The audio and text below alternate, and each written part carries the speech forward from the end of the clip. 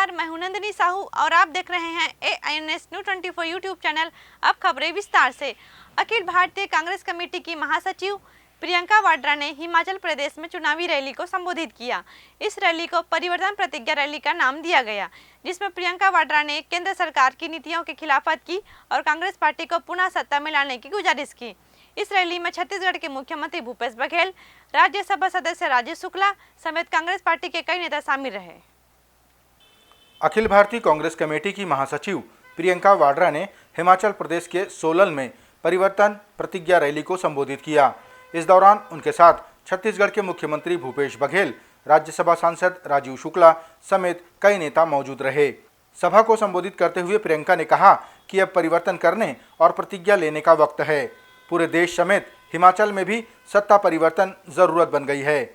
उन्होंने देश में महंगाई, बेरोजगारी और भ्रष्टाचार का उदाहरण देते हुए अपनी पार्टी के पक्ष में वोट मांगा। बता दें कि हिमाचल प्रदेश में एक चरण में 12 नवंबर को मतदान होगा, जिसके नतीजे 8 दिसंबर को आ जाएंगे। इस प्रदेश को यहाँ के कर्मचारियों ने बनाया, इस प्रदेश को यहाँ के युवाओं ने अपनी मेहनत से बनाया, यहाँ की महिलाओं ने बनाया जो दिन रात काम करती हैं। इस प्रदेश को यहाँ के वीरों ने बनाया जो सीमा पर हमारी सुरक्षा करते हैं और यहाँ पर अपनी आमदनी भेजते हैं। ये प्रदेश आपका है, तो आज ये चुनावी सभा नहीं है, ये एक सोचने का समय है, मंथन करने का समय है कि ये प्रदेश जो आपने बनाया, आगे बढ़कर इसका क्या होगा। जिन लोगों की मेहनत के बल पर आज इस प्रदेश में एक इंफ्रास्ट्रक्चर है, हेल्थ केयर की कुछ सुविधाएं हैं, सड़कें बनी, विकास हुआ, ये आप सब ने किया। अब आपके भविष्य को क्या होगा, ये समय है कि आप इसके बारे में सोचें। अगर आप देखें तो ये 5 साल जो बीते हैं, इसमें भाजपा की सरकार ने आपके लिए क्या किया।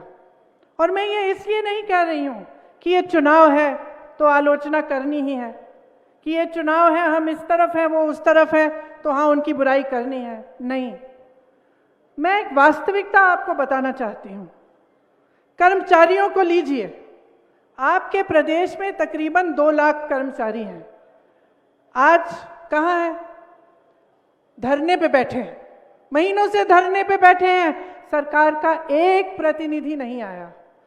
छत्तीसगढ़ की भारतीय जनता पार्टी ने रायपुर जिले के अभनपुर के आमदी गांव में हत्या और उसके बाद हुई आत्महत्या की जांच में लापरवाही बरते जाने का आरोप लगाया। भारतीय जनता पार्टी के नेताओं ने कहा कि सत्ता पक्ष के बड़े लोगों का इस केस की जांच में हस्तक्षेप रहा है।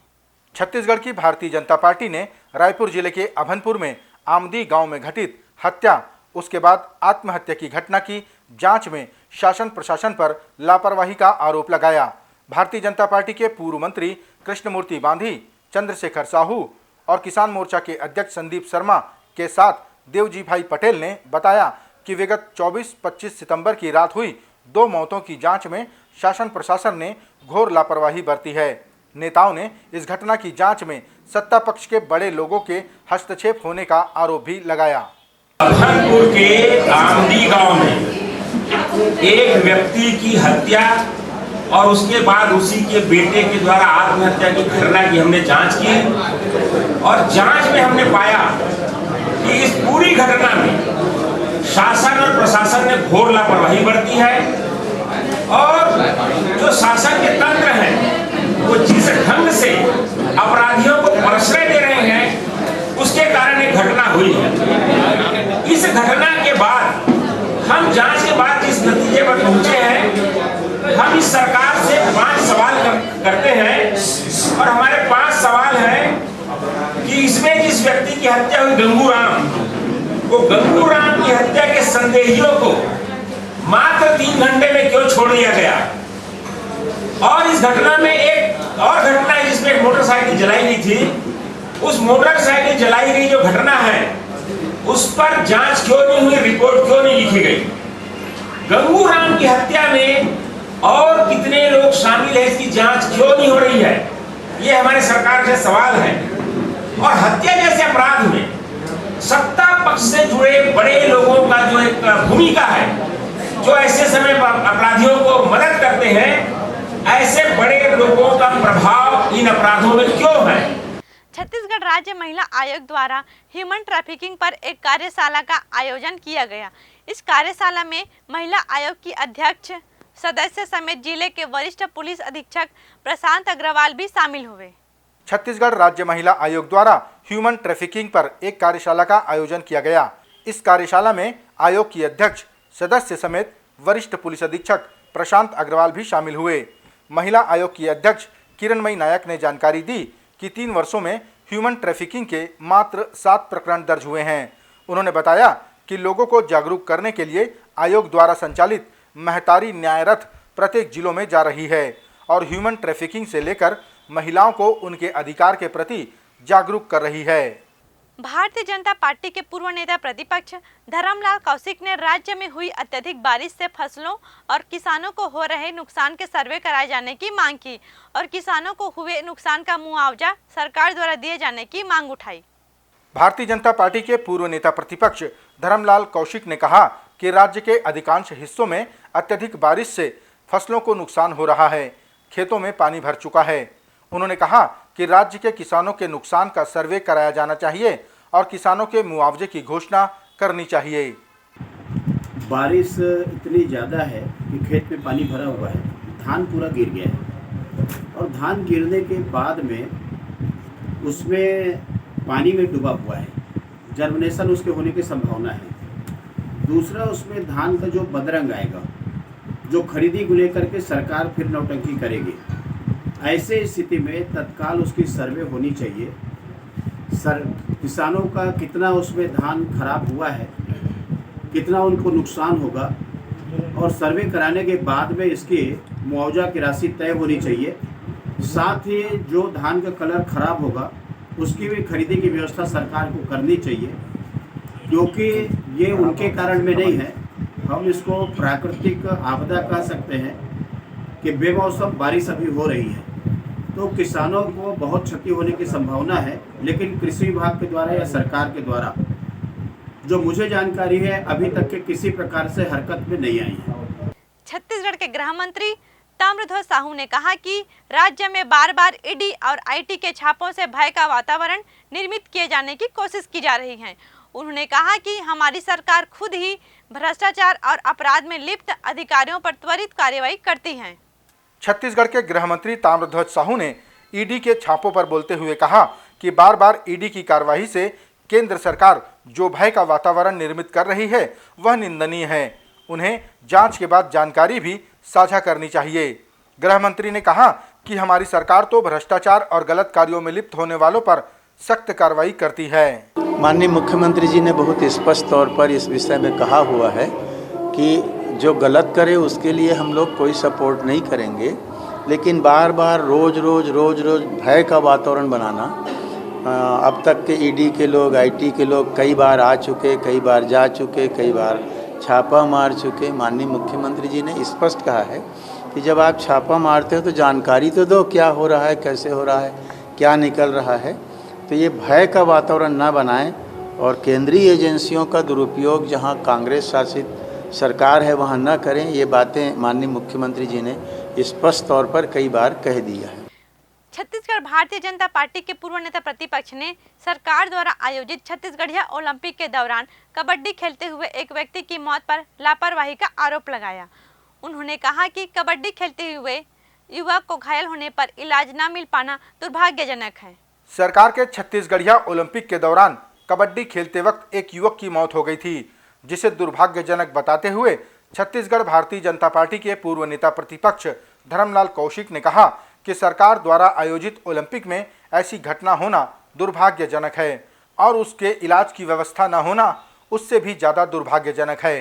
अभी एक खिलाड़ी मर गया हमारा, इलाज भी उनका नहीं हो पाया और केवल इनकी योजनाओं का जो बाकी हश्र हुआ है, लगभग इस योजनाओं में भी लोगों की रुचि है। आप देख रहे हैं जो सुविधा मुहैया कराने चाहिए सुविधा भी मुहैया नहीं करा पा रही है। मैंने कहा ना कि चारों तरफ जो हाहाकार मचा हुआ है उसको ध्यान आकर्षित करने के अलावा कुछ नहीं है। राजधानी रायपुर की सड़कों पर गड्ढों को मैनुअल पद्धति से भरने का काम शुरू किया जा चुका है। नगर निगम के महापौर एजाज ढेबर ने कार्य का निरीक्षण किया और कहा कि महीने 2 महीने में राजधानी के सड़कों के सभी गड्ढे भर दिए जाएंगे। राजधानी रायपुर की सड़कों पर गड्ढों को मैनुअल पद्धति से भरने का कार्य शुरू किया जा चुका है। शुक्रवार को महापौर एजाज ढेबर ने मैनुअल पद्धति से गड्ढे भरने का कार्य किए जा रहे कार्यस्थलों का निरीक्षण किया। उन्होंने बताया कि मशीनों की अपेक्षा मैनुअल पद्धति इस कार्य के लिए ज़्यादा कारगर है। महापौर ने आश्वस्त किया कि 2 महीनों में सारे गड्ढे भर दिए जाएंगे।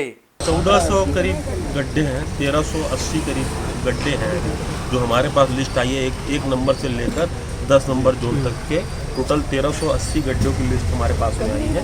तो मुझे लगता है कि इसको भरने के लिए काफ़ी समय लगेगा और जो कर रहा है मशीन से वो मात्र अभी तक 200 गड्ढे करा है, उसमें 1-1 घंटा लगता है एक गड्ढा भरने में। तो मुझे लगता है वो उसमें बहुत समय लग रहा है और इस पद्धति से अगर हम लोग करेंगे तो 10 जोन में 10 लोगों को बांट दिया तो मेरे को लगता है महीना 1.25 महीने में अभी इसलिए सब सीनियर लोग को बुलाया गया है कि वो लोग अपना अभी थोड़ा सा राय दें फिर कैसे करना है क्या नहीं करना होगा तो पूरा मैनुअल करके इसको महीने में खत्म कर दें। छत्तीसगढ़ में अपराधों के बढ़ने और कानून व्यवस्था में ढीलेपन का आरोप लगाते हुए भारतीय जनता पार्टी के युवा मोर्चा कार्यकर्ताओं ने मुख्यमंत्री का पुतला जलाया। यह पुतला दहन कार्यक्रम भारतीय जनता युवा मोर्चा के जिला उपाध्यक्ष दीपक सिंह के नेतृत्व में किया गया। छत्तीसगढ़ में अपराधों के बढ़ने और कानून व्यवस्था में ढीलेपन का आरोप लगाते हुए भारतीय जनता पार्टी के युवा मोर्चा सदस्यों ने मुख्यमंत्री का पुतला दहन किया।